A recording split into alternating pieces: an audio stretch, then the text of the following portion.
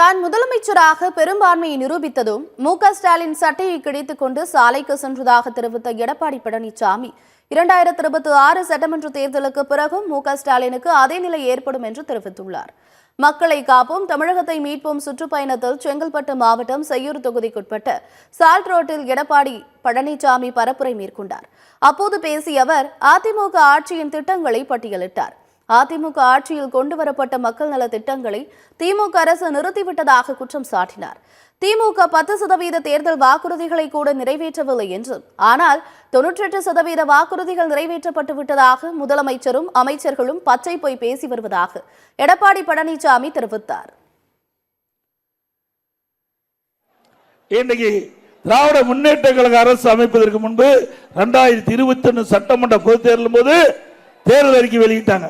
சுமார் 525 அறிவிப்புகள் வெளியிட்டாங்க. அந்த 525 அறிவிப்புகள்ல இன்றைய முதலமைச்சர் ஸ்டாலின் அவர்கள் குறிப்பிடுகின்ற பொழுது 98% அறிவிப்புகள் நிறைவேற்றப்பட்டதாக ஒரு பொய்ய பரப்பிட்டு வரார்.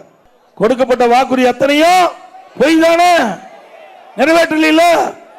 திரு ஸ்டாலின் எப்பொழுது பார்த்தாலும் பேசுவது அனைத்து இந்திய அண்ணா திராவிட முன்னேற்ற கழக 10 ஆண்டுகள் ஆட்சியில எந்த திட்டமும் நிறைவேறவில்லை என்ற ஒரு தவறான தகவலை பரப்பி வருகிறார். இதைத் தொடர்ந்து மதுராந்தகம் பேருந்து நிலையம் அருகே மக்கள் மத்தியில் உரையாற்றிய எடப்பாடி பழனிசாமி தமிழகத்தில் கட்டுமான பொருட்களின் விலை உயர்வால் இனி ஏழைகள் வீடு கட்ட முடியாத நிலை ஏற்பட்டுள்ளதாக தெரிவித்தார். கமிஷனை பெற்றுக்கொண்டு விலை உயர்வை கட்டுப்படுத்தாத திமுக ஆட்சியால் இனி மக்கள் கனவில்தான் வீடு கட்ட முடியும் என்று விமர்சித்தார். செங்கல் அண்ணா திமுக ஆட்சியில் 6 ரூபாய், திமுக ஆட்சியில் 10 ரூபாய், மரம் 200% ஏறி போச்சு. இவ்வளவு விலை உயர்ந்தா எப்படி நடுத்தர மக்கள் ஏழை மக்கள் வீடு கட்ட முடியும்? இதையெல்லாம் கட்டுப்படுத்துவதற்கு இந்த அரசாங்கம் முன் வரல. ஏன்னா எல்லா இடத்துலயும் கமிஷன் கிடைக்குது. கமிஷனை தான் இவர்கள் எதிர்நோக்கி காத்துக்கிட்டு இருந்த கமிஷனை வாங்கிட்டு அரசு தேவையா?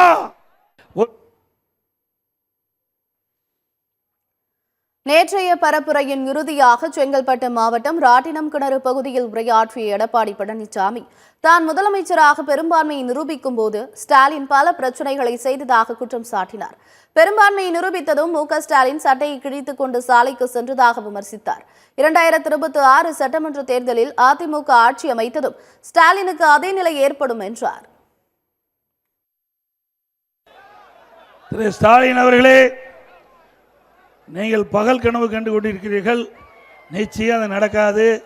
ஏற்கனவே மாண்பு அம்மா அவர்கள் மறைந்த பிறகு நான் முதலமைச்சராக தேர்வு செய்யப்பட்ட பிறகு மேதக ஆளுநருடைய உத்தரவின் பேரில் சட்டப்பேரவைத் தலைவர் அவர்கள் என்னை சட்டமன்றத்தில் பெரும்பான்மை நிரூபிக்க வேண்டும் என்று எனக்கு உத்தரவு போட்டார். அதன்படி சட்டமன்றத்தில் பெரும்பான்மை நிரூபிக்கின்ற அந்த காலகட்டத்தில் ஸ்டாலின் எவ்வளவெல்லாம் பிரச்சனை பண்ணாங்கன்னு ஊடகத்தில் பார்த்துருப்பீங்க. என் டேபிள் ஏறி டான்ஸ் ஆடுறாங்க. சட்டமன்ற மாமன்றத்தில் முதலமைச்சர் டேபிள் ஏறி டான்ஸ் ஆடுறாங்க. ஒரு வழியா சட்டமன்றத்தில் பெரும்பான்மையை நிரூபிச்சிட்டேன். அது பொறுக்க முடியாத ஸ்டாலின் சட்டை கிழிச்சிட்டு ரோட்டில் போனார்.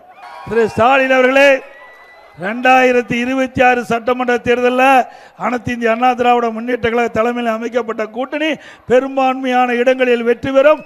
அண்ணா திமுக பெரும்பான்மையோட ஆட்சி அமைக்கும். அப்ப வேஷ்டி சட்டை 2 கிழிச்சிட்டு போறேன்.